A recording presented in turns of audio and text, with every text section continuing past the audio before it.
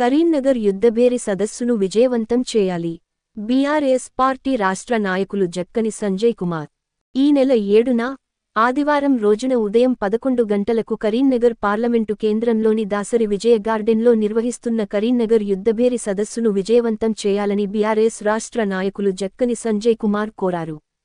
ఈరోజు హుస్నాబాద్ అసెంబ్లీ కేంద్రంలో అసెంబ్లీ నాయకులు పెద్దోళ్ల శ్రీనివాస్ యాదవ్ ఆధ్వర్యంలో ఏర్పాటు చేసిన విలేకరుల సమావేశంలో వారు మాట్లాడారు.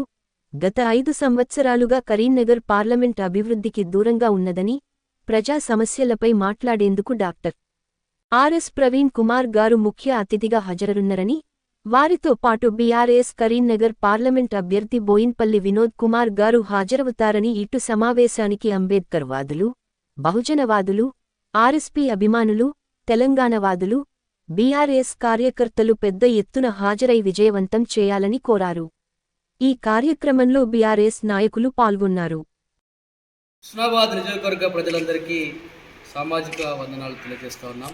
అదేవిధంగా కరీంనగర్ పార్లమెంటు నియోజకవర్గ పరిధిలోని ప్రజలందరికీ కూడా తెలంగాణ ఉద్యమ వందనాలు, సామాజిక ఉద్యమ వందనాలు తెలియజేసుకుంటూ ఈ నెల 7వ తారీఖు నాడు అనగా ఎల్లుండి ఆదివారం రోజున ఉదయం 10 గంటలకు కరీంనగర్ పార్లమెంటు కేంద్రంలోని దాసరి విజయ గార్డెన్లో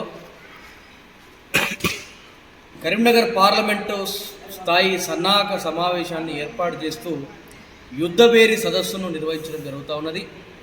దీనికి గాను ముఖ్య అతిథిగా గౌరవ మాజీ అడిషనల్ డీజీపీ అయినటువంటి డాక్టర్ ఆర్ఎస్ ప్రవీణ్ కుమార్ గారు ముఖ్య అతిథిగా హాజరు కాబోతూ ఉన్నారు.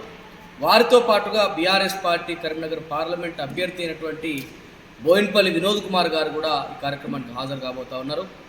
అయ్యా కరీంనగర్ ప్రజలారా, ఈ కరీంనగరు గోసపడతా ఉన్నది. కరీంనగరు యువకులంతా కూడా, నిరుద్యోగులంతా కూడా ఇవాళ అనేకమైనటువంటి చెడుదారులకు పోతూ ఉన్నారు. ఈ కరీంనగర్లో ఉన్నటువంటి మహిళలకు రక్షణ లేకుండా పోయింది. గుడులు గోపురాల పేరుతోటి ప్రజలను రెచ్చగొట్టి మత ద్వేషాలకు గురి చేసి ఇవాళ కరీంనగర్ను ఇలా అల్లకల్లోలానికి గురి చేసినటువంటి బండి సంజయ్ని గద్దె దించాల్సినటువంటి బాధ్యత ప్రధానికమంతటి మీద ఉన్నది.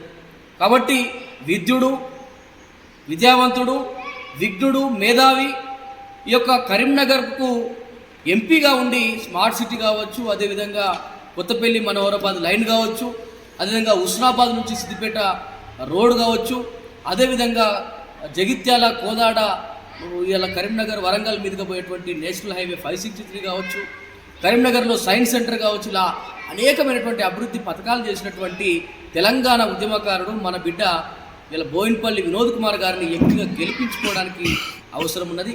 దాని నిమిత్తమై ఈ కరీంనగర్లో ఉన్నటువంటి ఈ పేరుకు పోయినటువంటి చెత్తనంతా కూడా తుడిచివేయడానికి, ఈ యుద్ధానికి సమరబేరి మోగించడానికి యుద్ధబేరిని మేము సభను ఏర్పాటు చేయబోతా ఉన్నాం. కాబట్టి ప్రజలంతా కూడా స్వచ్ఛందంగా వేలాదిగా తరలి వచ్చి ఆ సభను విజయవంతం చేయాలని చెప్పేసి హుస్నాబాద్ గడ్డ మీద ఉన్నటువంటి ప్రతి ప్రజలకు కూడా పిలుపునిస్తా ఉన్నాను. జై భీమ్, జై తెలంగాణ. Thank you. నాయకులు బీఆర్ఎస్ పార్టీ.